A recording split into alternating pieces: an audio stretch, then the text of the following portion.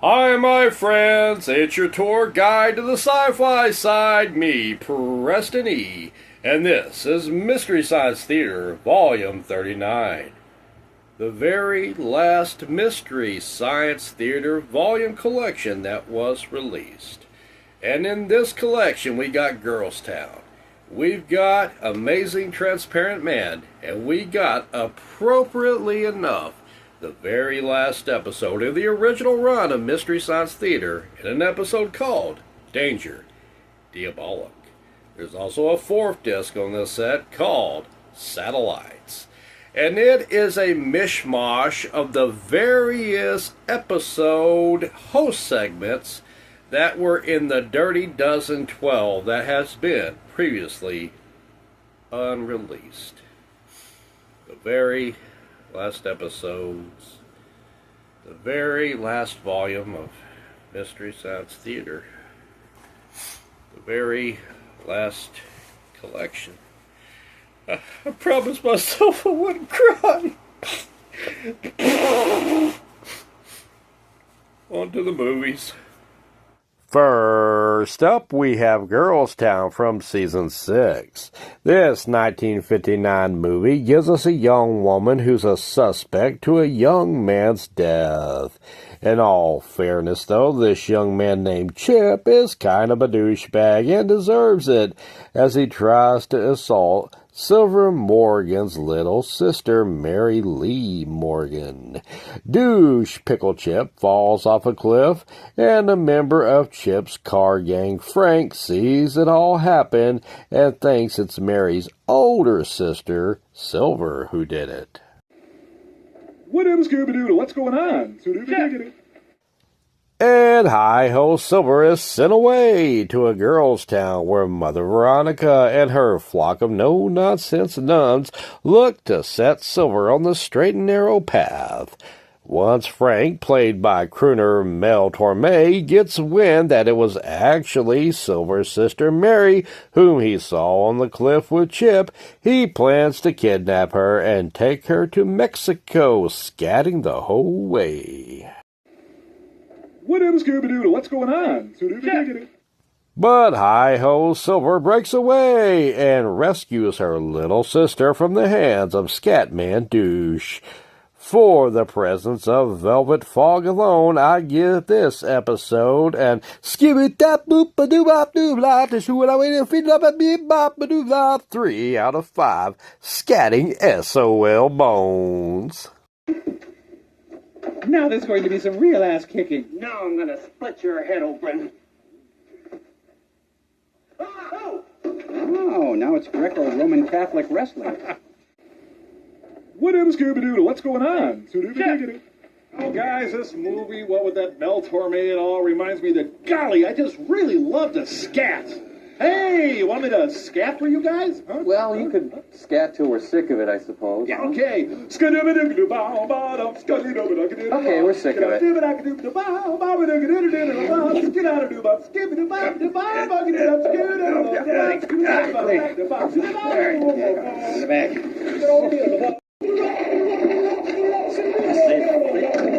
of here. Yeah.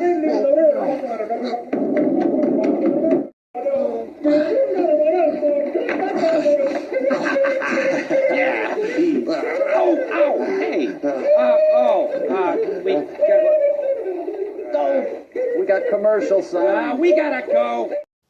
Up next, we get The Amazing Transparent Man, also from Season 6. But before that movie, we get a short entitled The Days of Our Years.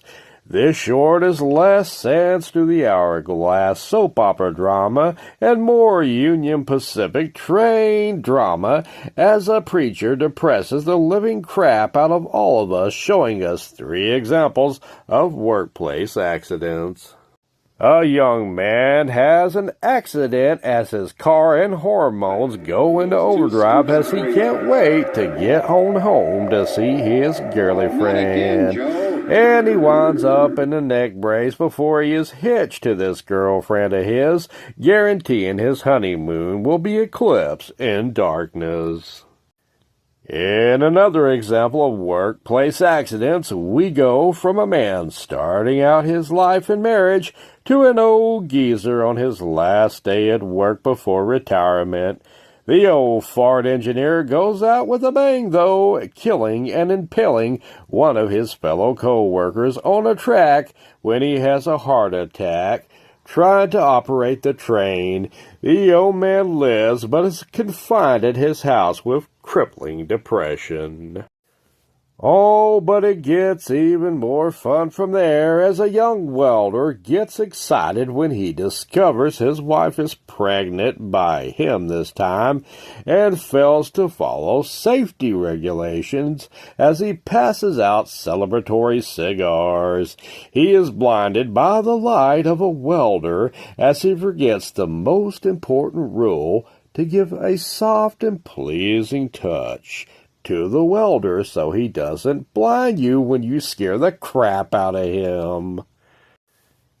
This depressing Union Pacific short will make you think twice about showing any kind of emotion whatsoever at work, else you become blind, crippled, depressed, or dead.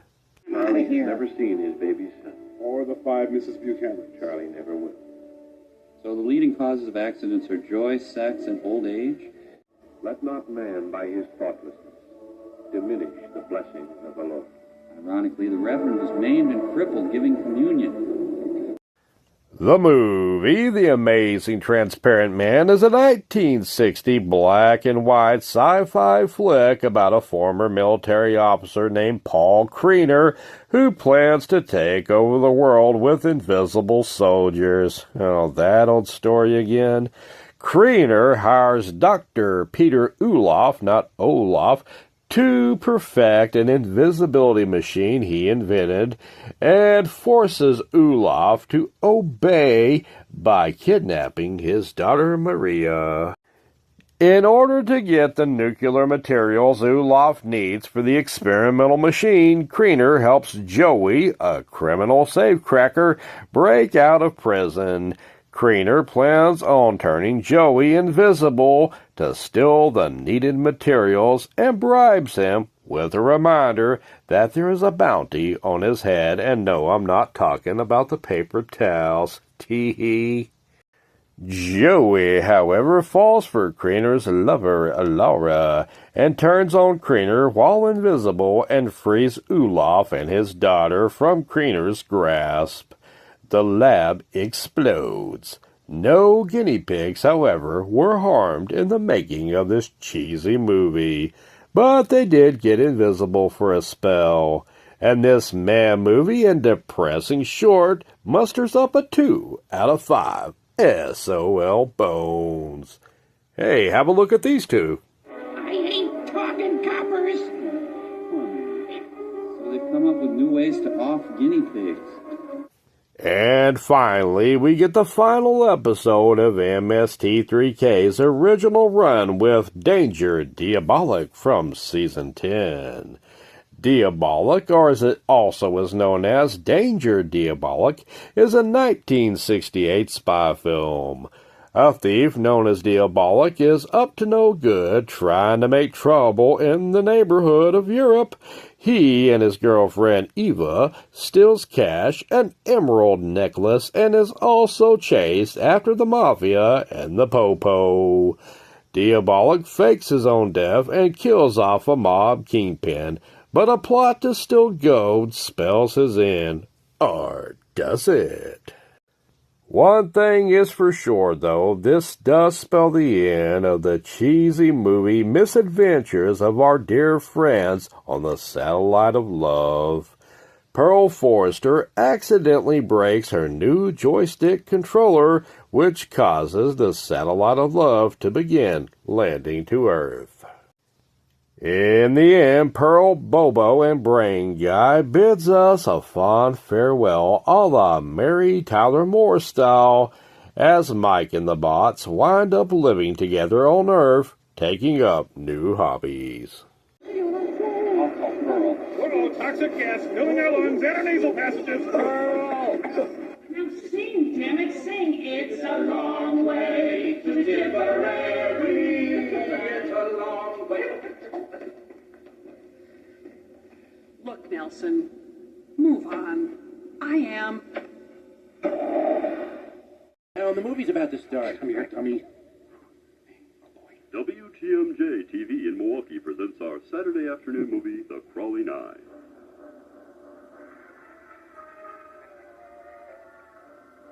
The Crawling Eye, the Marty Feldman story. Oh, Forrest Tucker. He's the guy that makes sure the tree's shirt tails are in. This movie looks kind of familiar, doesn't it? Well, old habits die hard, I guess. This final episode and movie gets a fabulous 5 out of 5 SOL Bones. A bonus disc on this volume collection called Satellite Dishes shows host segments from the episodes that never got an official DVD release due to rights issues. And these episodes are Rocket Ship XM, Godzilla vs. the Sea Monsters, The Amazing Colossal Man, It Conquered the World, Fire Maidens from Outer Space, The Eye Creatures, Terror from the Year 5000, I Was a Teenage Werewolf, or make that werewolf, The Deadly Bees, The Space Children, and Quest of the Delta Knights. But I got a nice little secret for you. Your friend me, Preston E., does have those particular movies in an unreleased collection. Don't tell anybody. And I will be reviewing those for you in the near future. La la la. So I may be done reviewing the official MST3K volumes, but I got more episodes coming out for you, like those dirty unreleased dozens, along with some singles like Meadows, Hands of Fate, and The Undead. And for next month, I will be reviewing, oh my God, please don't tell me it's what I think it is, Red Zone Cuba. Pray for me. Anyway, Mystery Science Theater Volume 39 gets a 10 out of 15 SOL Bones. Well, that about does it for me. Please like, sub, and share. I've been Preston E. Garrison, and I will see you next time. Until then, I'm out of here. Oh, yes, and watch for snakes. Okay, yeah, it's not that funny.